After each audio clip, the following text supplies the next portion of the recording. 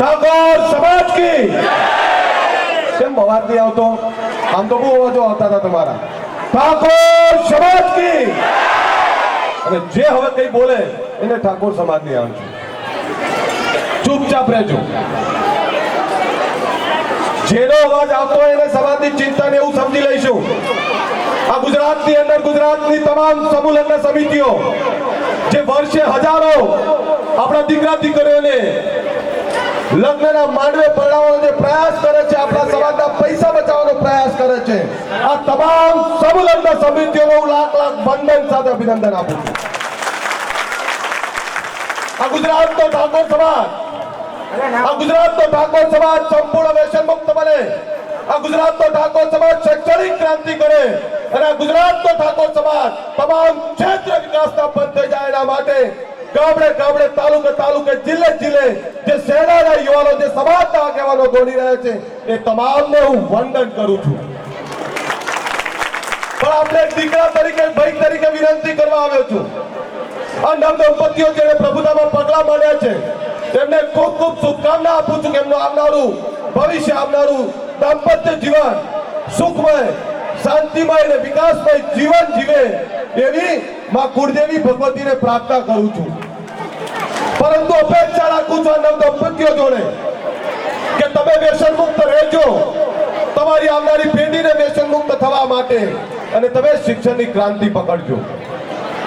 અહીંયા જેટલા ઉપસ્થિત છે એ તમામ યુવાન દોસ્તો, માતાઓ, વડીલો, બહેનો, એ તમામને વિનંતી કરવા માંગુ છું, તમારો દીકરો છું, તમારો ભાઈ છું.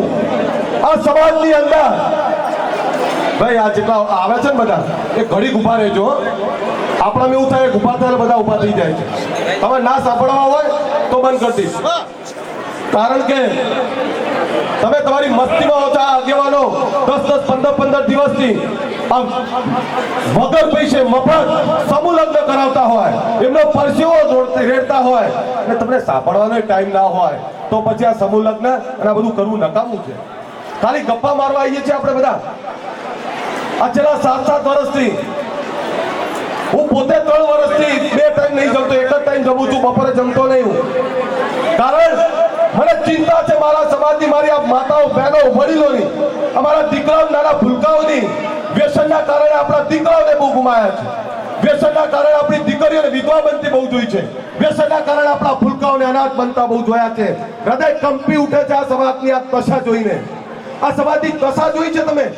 જે ઘરની અંદર વ્યસન થતું હોય ત્યાં લક્ષ્મી સમાન પત્ની રડતી હોય, ભગવાનનો બાળ સ્વરૂપ એવા બાળકો રડતા હોય, અને એની માં જેને જન્મ આપ્યો છે એ લાચાર વતને બેઠી હોય. જે વ્યસનો કરે છે, જે વ્યસનો ત્યાં સમાજે ગુમાવ્યું છે, કલ્પના કરી છે તમે? આ સમાજ કેવો સમાજ? રાજા રજવાડાનો સમાજ, જે સમાજનું આધિપત્ય સમગ્ર ગુજરાત ઉપર હતું, જે સમાજના બાપને પૂછ્યા વગર આષાઢવાની અંદર કે મારા બનાસકાંઠાની અંદર પણ ગામની અંદર કોઈ પત્તું પણ નતું હલાવી શકતું, એવા સમાજની વાત કરવા આવ્યો છું. આજે એવા સમાજની વાત કરું છું તમને કે આપણા બાપ દાદાનો ઇતિહાસ તપાસી લો.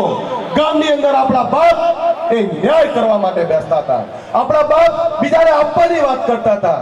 આજે એના જ બાળકો ક્યાંક માંગવું પડે છે, ક્યાંક લાચાર બન્યા છીએ. તેના મૂળની અંદર સમાજે શિક્ષણ ના અપનાવ્યું, સમાજે વ્યસન મુક્ત ના થયો અને સમાજ એક ના થયો. સમાજે જ્યારે જ્યારે દિશા પકડી ત્યારે વ્યક્તિલક્ષી દિશા પકડી. સમાજે જ્યારે જ્યારે દિશા પકડી માત્ર રાજકીય દિશા પકડી. પણ આજ સમાજે જો શૈક્ષણિક દિશા પકડી હોત વર્ષો પહેલા, આજ સમાજે ધંધા રોજગારની દિશા પકડી હોત અને આજ સમાજે વ્યસન મુક્તિની દિશા પકડી હોત તો આજે આ ગુજરાતનો બાપ ઠાકોર સિવાય બીજું કોઈ ના હોત.